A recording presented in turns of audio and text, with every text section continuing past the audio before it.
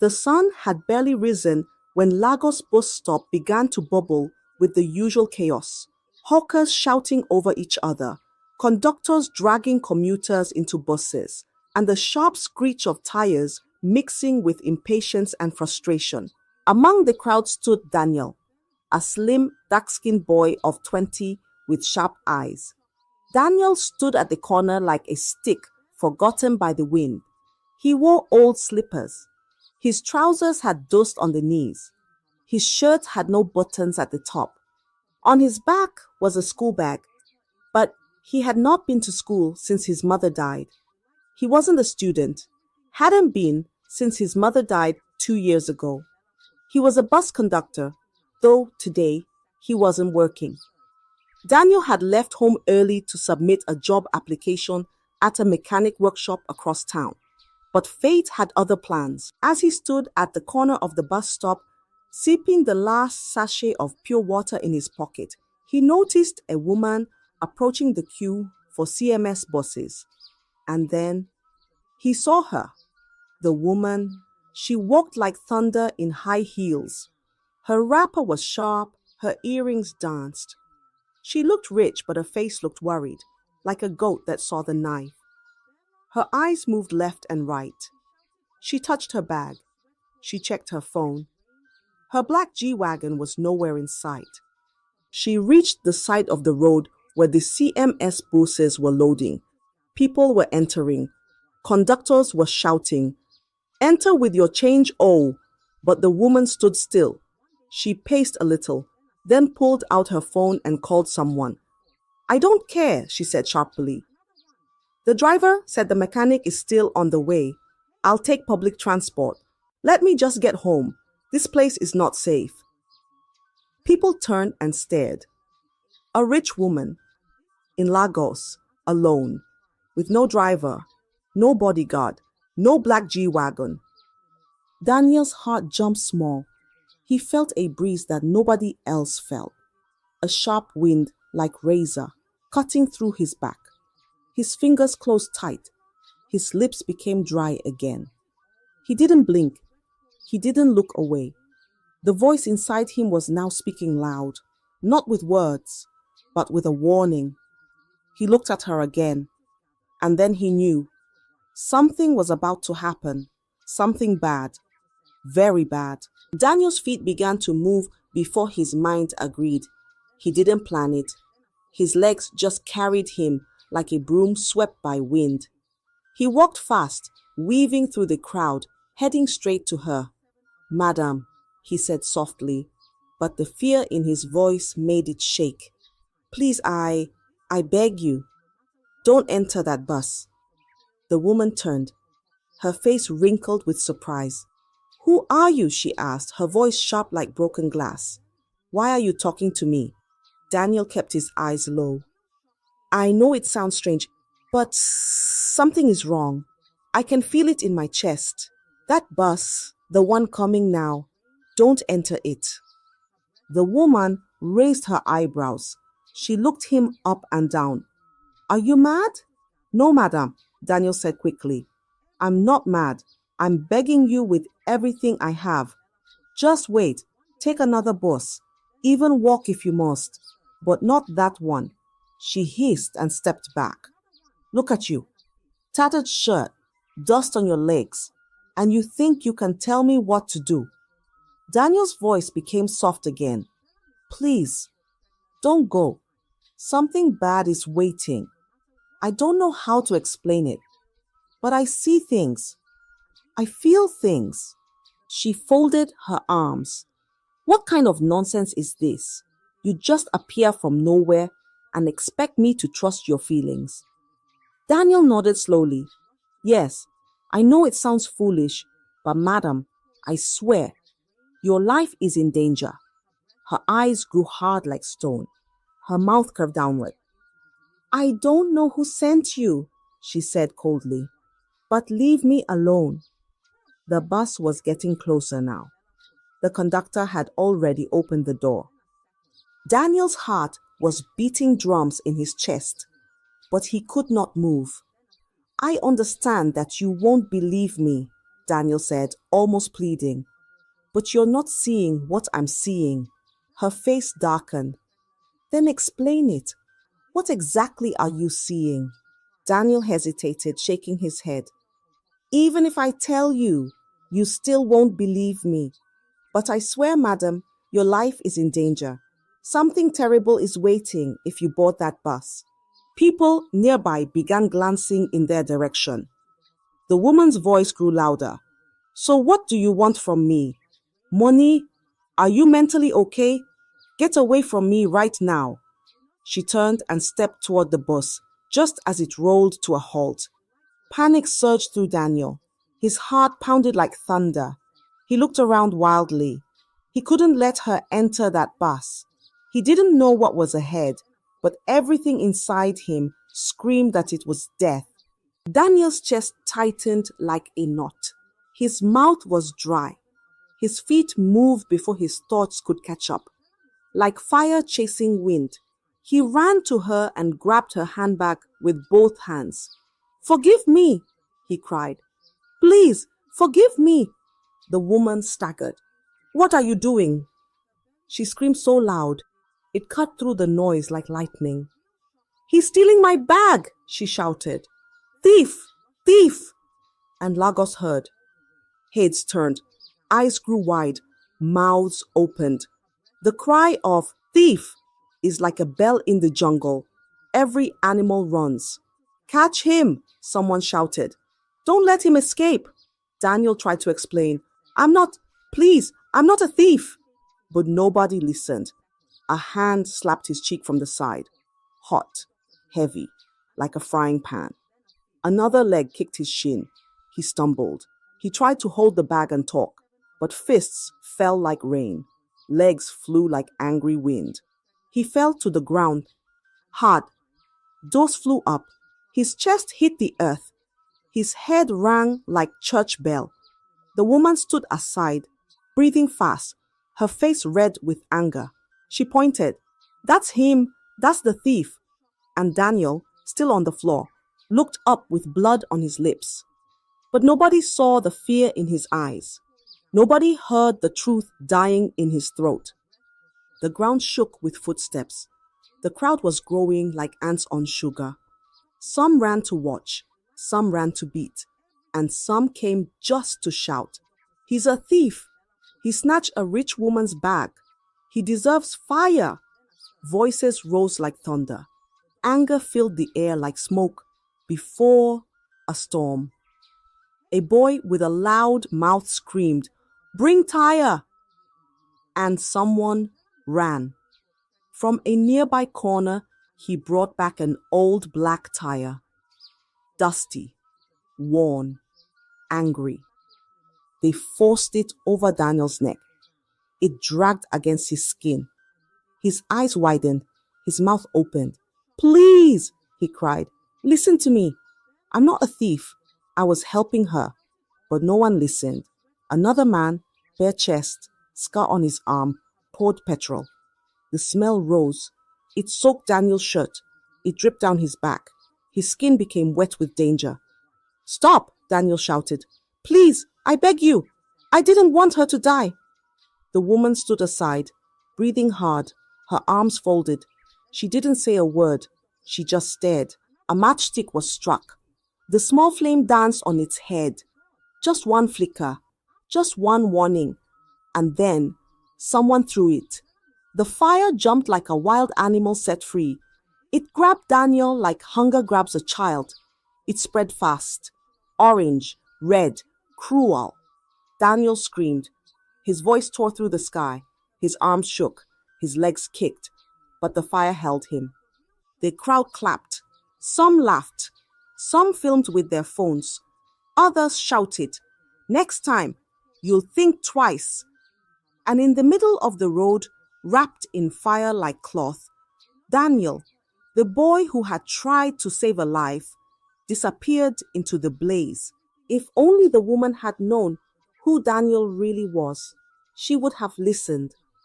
If only she knew what her mother-in-law and sister-in-laws had plotted for her that very evening, she would have avoided her home like a burning house. But fate doesn't give warnings, it sends people. And sometimes those people are ignored. Daniel was not just a street boy in Lagos. Long before Lagos, long before Lagos swallowed him in its iron arms, he was just a young boy from Benin. His story did not begin with the fire, it began with fear. He was born into a large compound where polygamy was normal and suspicion was oxygen. His father had 4 wives, but it was Daniel's mother, the youngest, who bore the only male child of the household. That child was Daniel, and from the day he was born, the other wives knew the boy would be a threat to their children's inheritance. They tried to harm him. They tried to take his life and send him back to where he was coming from. Mysterious sicknesses, poisoned meals, missing clothes, but none of their efforts succeeded. Because Daniel wasn't ordinary. Even as a child, he saw things others didn't. It started innocently. He could tell when rain would fall or when a visitor was bringing bad news. At age 6, he told a pregnant neighbor she would lose her child by sunset. She did. Word spread. Some feared him. Others wanted to use him. His stepmothers chose a third path. If they couldn't kill him directly, they would make his gift the reason for his downfall. His mother warned him often.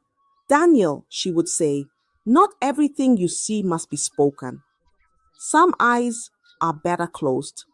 But Daniel, with a heart bigger than caution, would always reply, if I was given this gift, it's to help people. I won't keep quiet. And that was his greatest mistake. The final straw came when he was 15. That day, he followed his mother to the market. She wanted to buy pepper and yam. The market was full, noise like thunder, smells of spice and sweat, traders calling out like birds fighting for grain. Daniel held the basket. Then she came, the chief's daughter. She walked like the ground owed her. Her waist moved like a swinging gate. Beads on her waist jingled like bells on a goat's neck. People stepped aside. She was beauty wrapped in pride. Daniel looked at her and looked away. He did not greet her. She stopped and turned sharply. You! Boy! Are you blind? She shouted. Don't you know who I am? Daniel turned slowly. His eyes were calm, but his words were not. He paused. I know you. Then greet me properly, she snapped. The market went quiet. All eyes turned to them. Daniel looked at her, his voice calm but heavy. I don't even know why I'm wasting words on someone who won't see tomorrow. Gasps echoed. Her mouth fell open.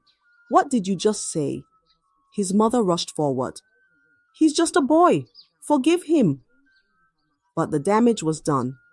Though the issue was settled publicly, the words couldn't be unsaid.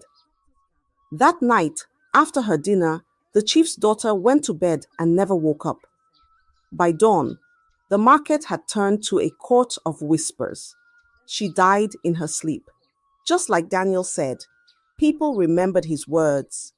He said it. He did it. They should burn him. His stepmothers were pleased. Their plan had worked. A crowd began to form, torches lit, marching toward their home. They wanted Daniel to confess, to admit what power he used to kill the chief's daughter. But his mother, God rest her soul, had already sensed it. She packed a small bag, stuffed it with some cash and bread, and handed it to Daniel. Run! Run far, Daniel. Don't look back. If they find you here, they will kill you. Let them kill me instead. Daniel wept, but he obeyed. He left Benin that night, tears soaking his face, fear soaking his bones. The night sky wore a black wrapper.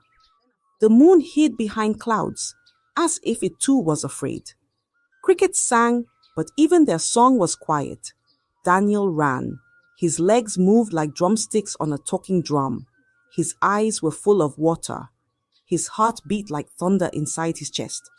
He held a small nylon bag. Inside, bread, a wrapper, and the last words of his mother. Don't look back. Just run. And he didn't look back.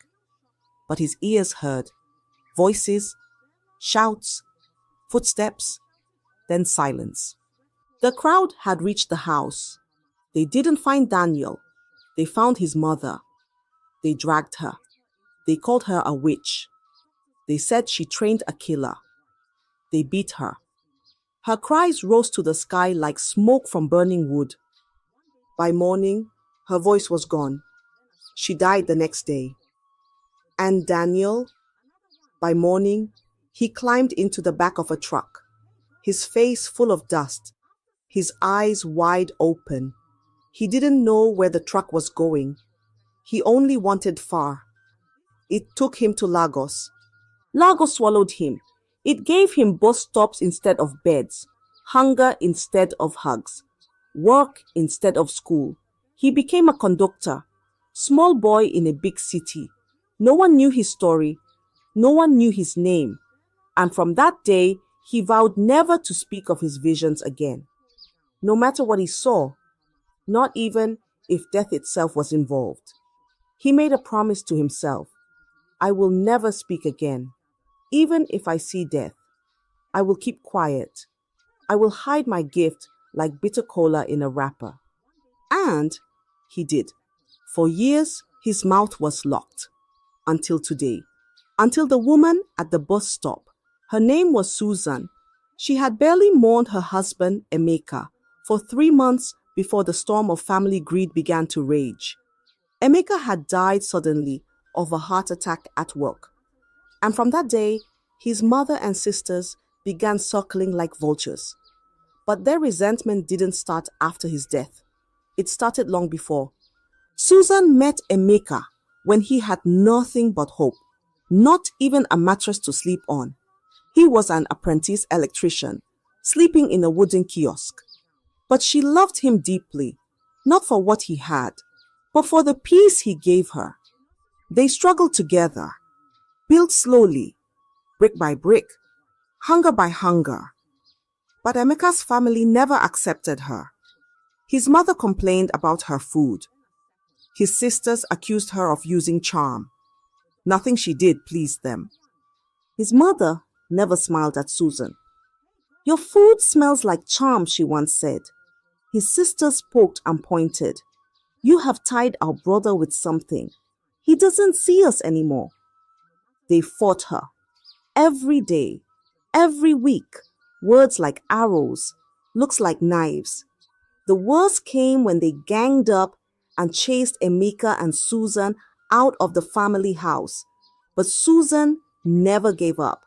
Instead, she borrowed money to rent a one-room apartment on the mainland, where they lived with little but love and birthed 3 children. Then things changed. God answered. One call changed everything. Emeka got a big job. A foreign company needed full wiring for a building. He did it well. They paid him well. Very well. That was the beginning. More contracts came. Bigger ones. His name began to spread like the smell of fresh stew. Money flowed in like river after heavy rain. They left the small room. They moved to the island. A big house with tall gates, white walls, soft chairs, cold air from all corners. Susan no longer sold bread. She wore lace. She wore perfume. She smiled more. They bought cars. They took trips. The children were sent abroad to study, to grow, to shine. But Emeka's family, they didn't change. His mother still called Susan witch. His sisters still whispered she used charm. That money is not clean. But Emeka didn't fight them. He still sent them money, still helped them, still solved their problems. Susan never complained. Then one day, Emeka went to work. He laughed with his workers. Then he fell. Just like that. A hand to the chest. A breath cut short. Gone. Susan cried until her voice broke. Her body was weak, her world scattered. But while she was crying, Emeka's family was planning. They rushed to the house. "We are the elders," his mother shouted. "We must take over everything," his sister screamed. They searched for documents. They checked drawers. But Susan stood still, her hands shaking, and said softly, "He left everything to me." They laughed. "That's not possible." She brought out the will. Emeka had written a will. Everything, his companies, the houses, even the children's trust funds, was left to Susan and the kids, who were now schooling abroad. The room went quiet, but not their hearts. Their eyes turned red, because now they knew the only thing standing between them and the riches was Susan. That truth drove his mother and sisters mad.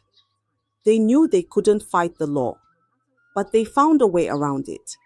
If Susan died, most of Emeka's assets would be redistributed, and his next of kin, his mother, would gain access. So they plotted, carefully, quietly. A man was paid to trail her. They called a man, a quiet one, tall, rough beard, cold eyes. "Follow her," they said. "Know where she goes, know when she is alone." Another had boarded the exact bus she was about to enter, waiting to carry out the rest of the plan. Once Susan entered and the bus left Lagos, she would be kidnapped, forced to sign documents, and then silenced forever. That morning, Susan's driver called to say the car broke down. "Mechanic is on the way," he said. She was angry, but she decided to take public transport. The men were ready. The bus was ready. Everything was set. But fate had other plans. Or rather, fate had sent Daniel. Daniel had seen it in his vision. Everything. The bus, the trap, the murder. That was why he begged her not to enter it. That was why, in desperation, he snatched her handbag. And that was why he was now wrapped in fire, screaming, burning. The fire danced like a hungry spirit. Daniel's body shook inside the flames. His voice broke into pieces. He screamed, "I'm not a thief. I was helping." But the crowd kept shouting, "Burn him!" The smell of burning flesh filled the air. Some covered their noses. Others brought out phones. Some clapped. Some laughed. Then a voice roared, "Stop it! What's going on here?" The bus park chairman pushed through the crowd. His voice was big, his eyes sharp. "What did he steal?" he asked. They pointed at the rich woman. "Her bag." But the woman stood silent now. Her hands were shaking. Her eyes didn't look sure anymore. The chairman looked at Daniel in the fire. Then he shouted, "Get water! Get it now!" The police had arrived too. One officer poured water. Another helped pull the tire off. The fire hissed. The smoke rose. Daniel's skin was dark and peeling. His lips trembled. They lifted him gently. He could not walk. In a weak voice, with fire still on his breath, he said, "I was trying to save her. They want to kill her. I saw it. They planned it." The officer bent down. "What did you say?" Daniel cried. "Susan, her husband's people, they sent men. They're in the bus." The crowd grew quiet. The police looked at the bus, looked at Susan, looked at Daniel again. His body was broken, but his words were strong. And now, everything had changed. The police did not waste time. They moved like hunters in the night. They took Susan aside and asked her questions. She nodded, shaking.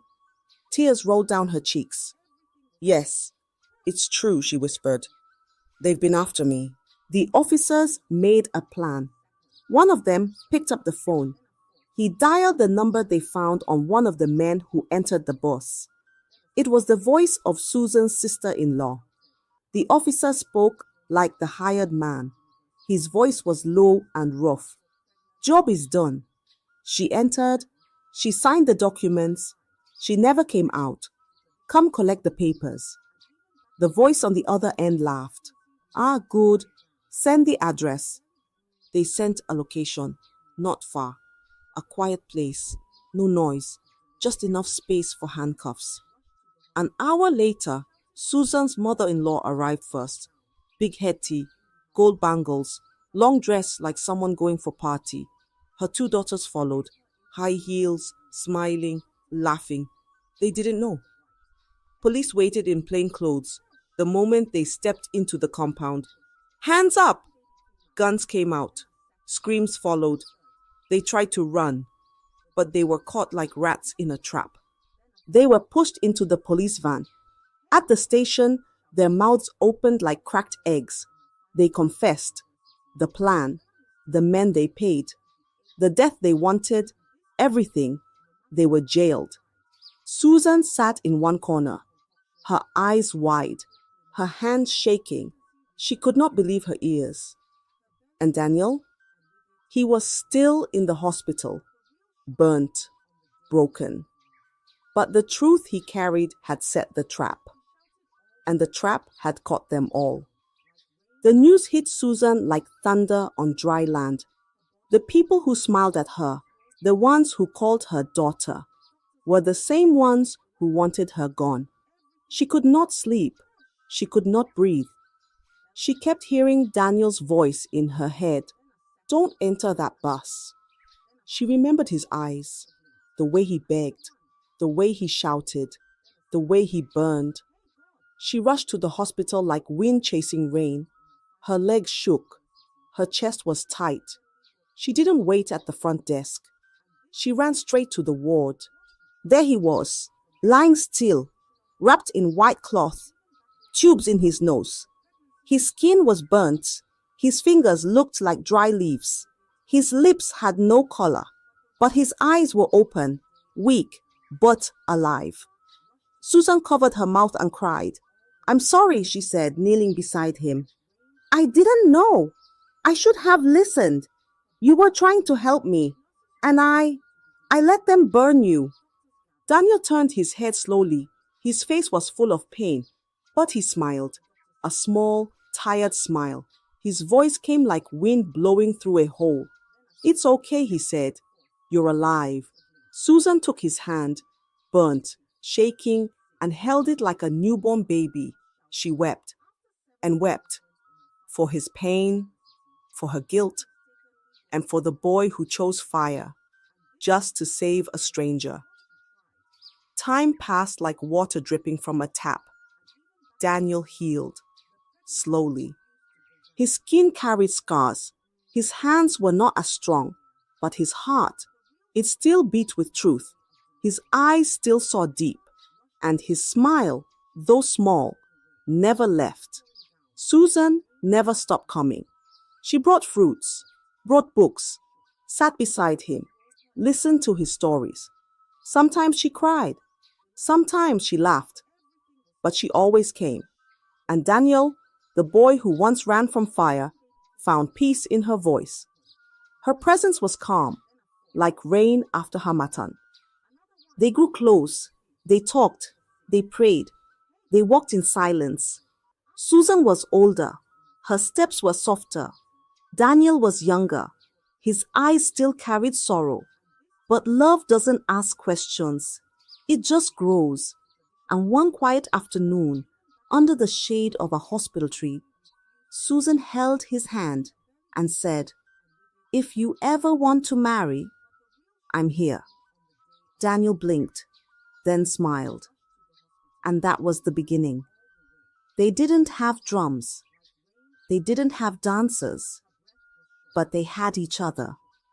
And the woman he tried to save became the woman he lived to love. Not every fire burns to destroy. Some fires clear the path. Some fires lead to grace. I hope you enjoyed the story. If so, please like the video, comment what you learned from the tale, share with friends and family, and don't forget to subscribe to the channel for more African folk tales just like this one. Thank you.